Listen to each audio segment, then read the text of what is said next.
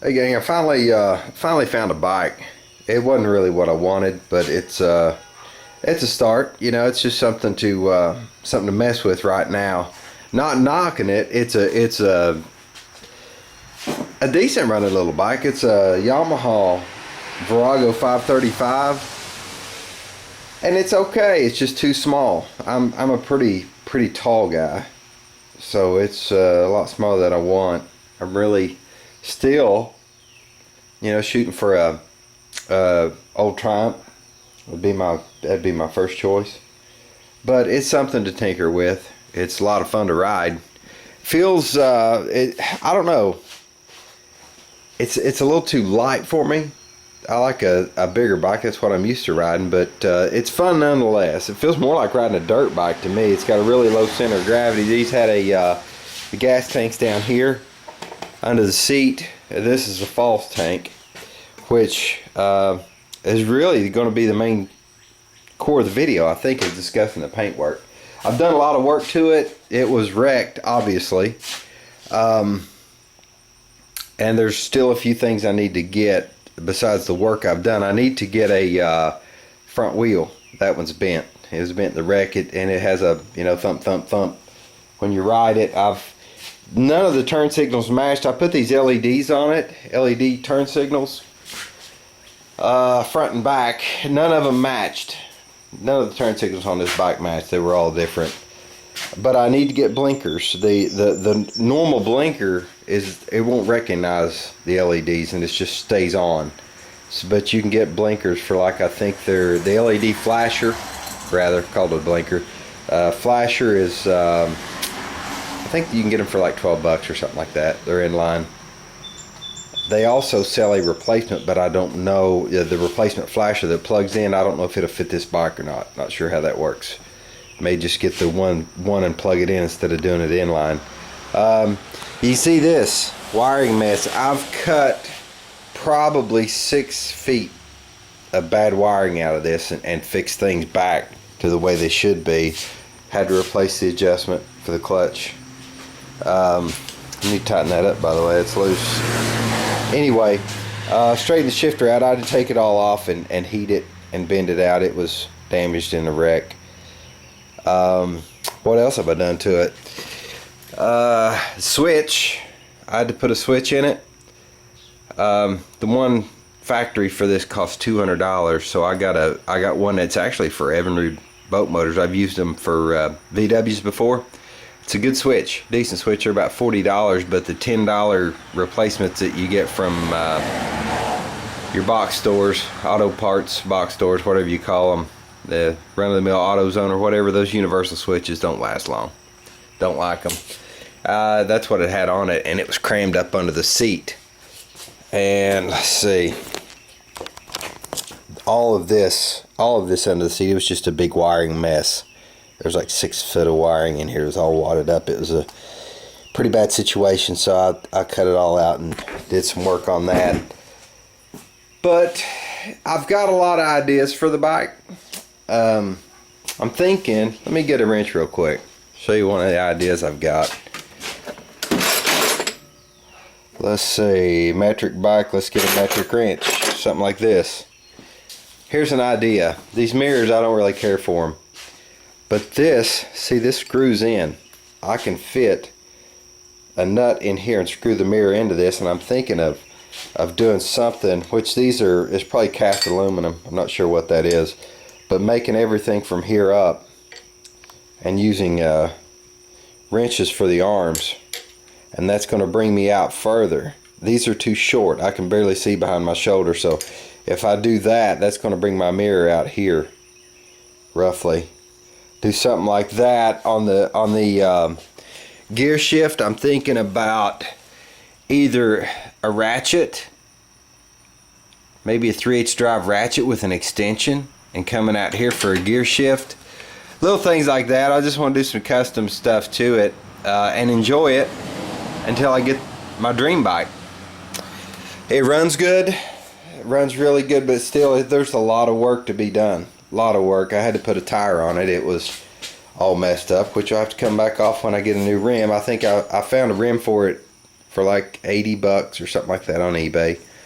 Hopefully I can find a good straight one. Let's talk about the paint work. I had a lot of fun yesterday.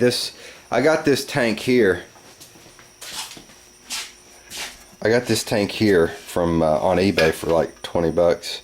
I've been sanding on it. It's pitted all the way down to the old primer, the original primer. I've already taken a coat of paint. Somebody had painted this tank. I took a coat of paint and primer off of it already, and this is the original black, but it had paint chips all the way out of it, so it looks like that. It's not real sturdy. You can see some rust. I'm getting all the way down these that rust all the way down to there. I'll show you what I'm going to do on this paint work. Here's the idea, guys. I saw Ed Hubbs do this. He's just one of my favorite airbrush artists. He's awesome.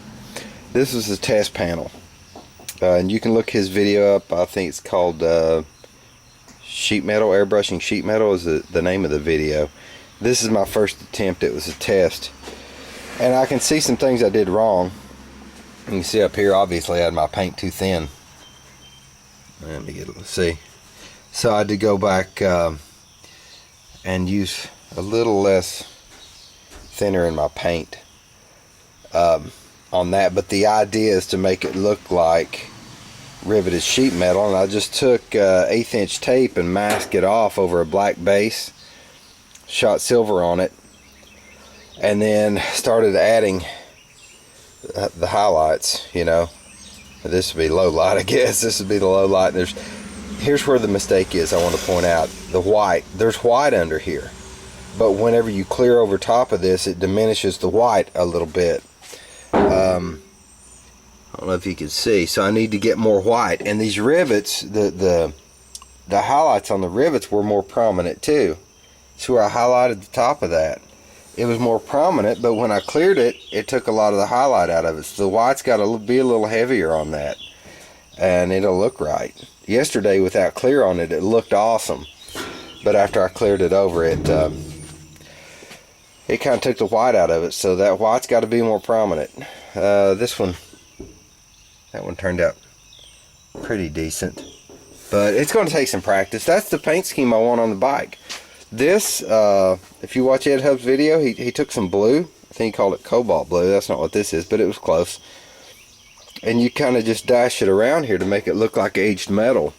I didn't get enough of it here, but it's pretty cool. I think it'd be a pretty cool looking bike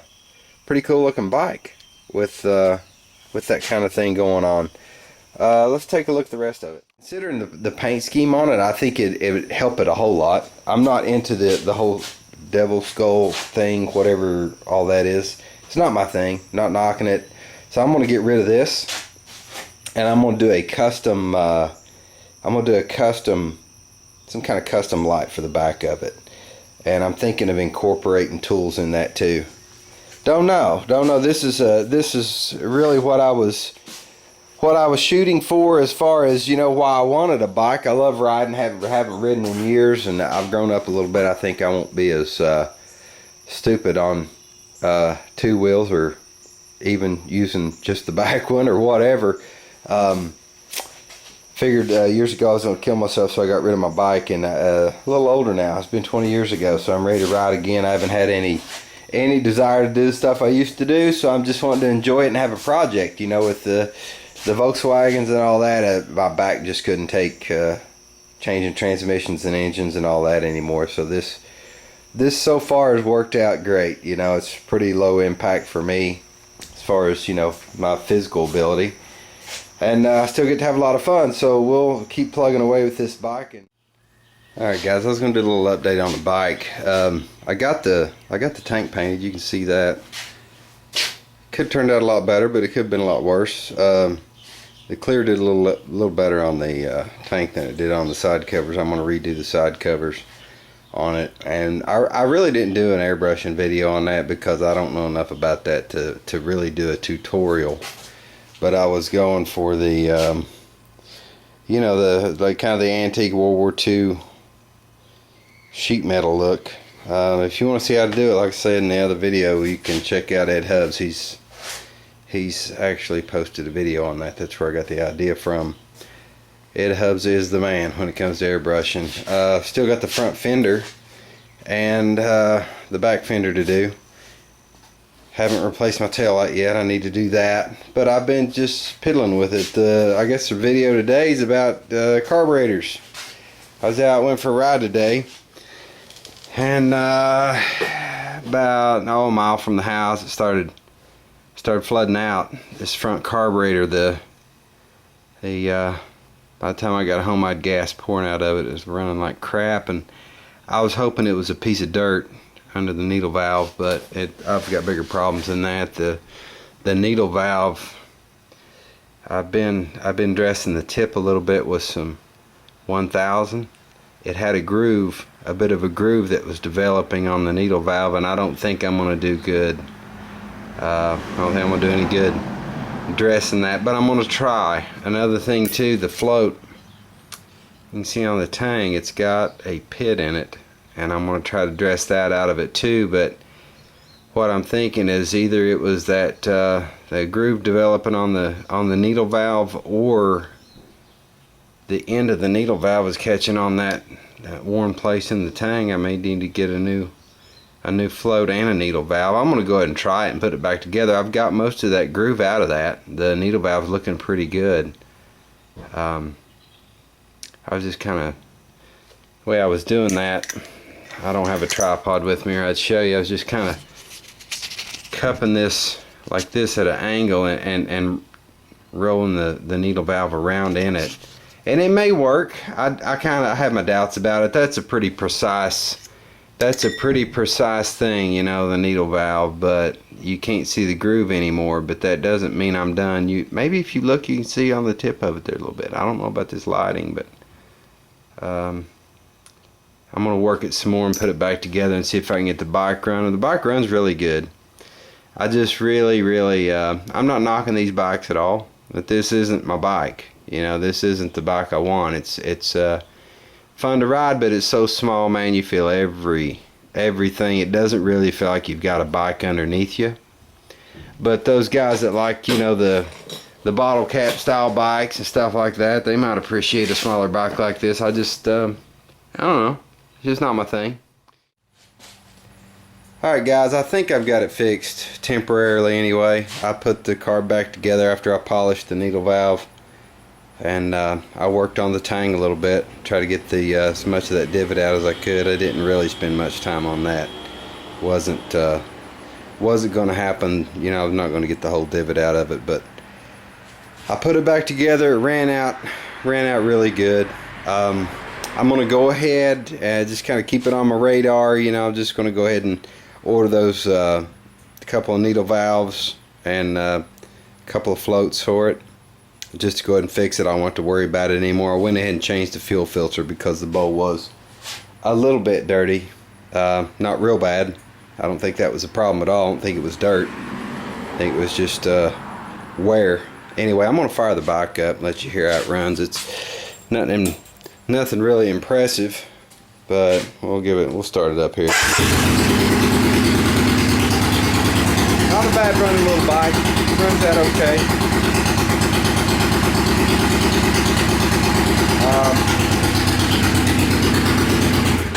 It's definitely not the Triumph or the